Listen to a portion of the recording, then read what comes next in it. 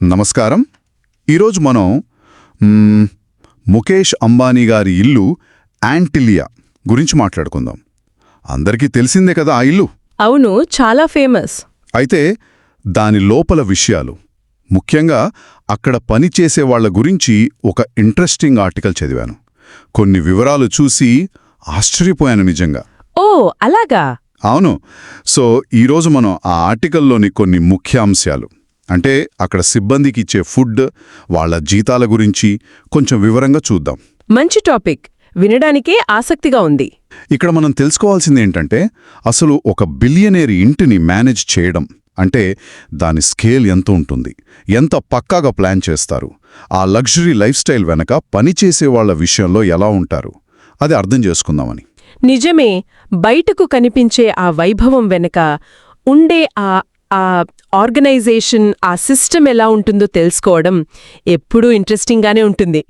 కొన్ని ప్రశ్నలు కూడా వస్తాయి. మరి ఈ ఆర్టికల్లో ఏముందంటే, యాంటిలియాలో మొత్తం 400 మందికి పైగా స్టాఫ్ ఉన్నారట. 400 మందా? అబ్బా! అవును. మరి వాళ్ళందరికీ రోజు అక్కడే ఫ్రెష్గా వండి పెడతారట. ఓకే. ఇక సమయం ఇంట్రెస్టింగ్ ఏంటంటే, కేవలం ఆ కిచెన్లోనే రోజుకి సుమారు 4000 రోటీలు చేస్తారట. 4000 రోజుగా? అవును, రోజుకి 4000.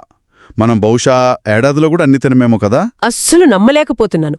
4000 రోటీలు, 400 మంది సిబ్బంది అంటే ఆ ఇంటి మేనేజ్మెంట్ ఒక చిన్న కంపెనీ నడిపినట్టే అన్నమాట. అంతే కదా.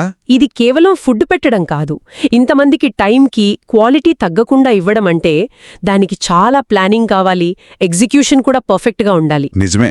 అంటే ఇది వాళ్ళ ఎఫిషియన్సీనా లేక వాళ్ళ సంపద ప్రదర్శనలో ఇది కూడా ఒక భాగమా అనిపిస్తుంది. ఇందులో నన్ను ఇంకా ఎక్కువ ఆశ్చర్యపరిచిన విషయం ఏంటంటే, ఇలా రోటీలు చేస్తారు కదా, అందులో స్కిల్ ఉన్న ఒక వ్యక్తికి నెల జీతం దాదాపు 2 లక్షల రూపాయలని కొన్ని రిపోర్ట్స్లో ఉందట.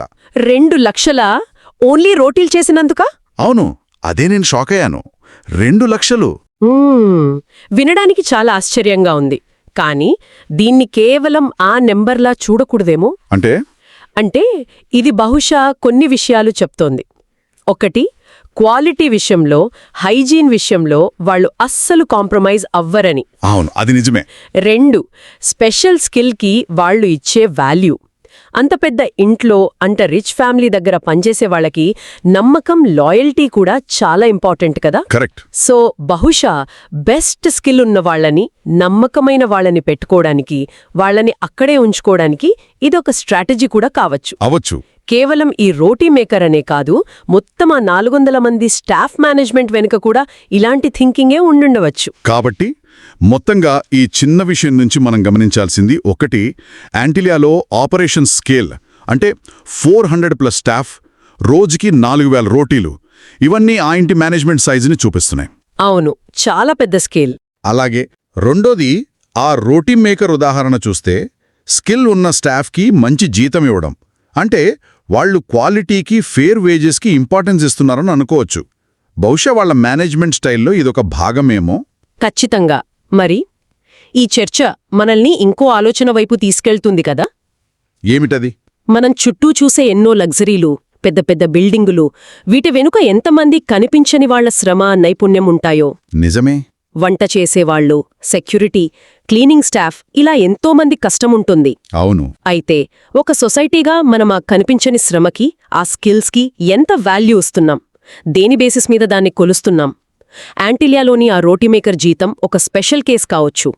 కానీ జనరల్గా ఇలాంటి నైపుణ్యాలకి సమాజంలో దక్కే గుర్తింపు, ఆ ప్రతిఫలం గురించి మనం ఆలోచించాల్సిన అవసరం ఉంది అనిపిస్తోంది.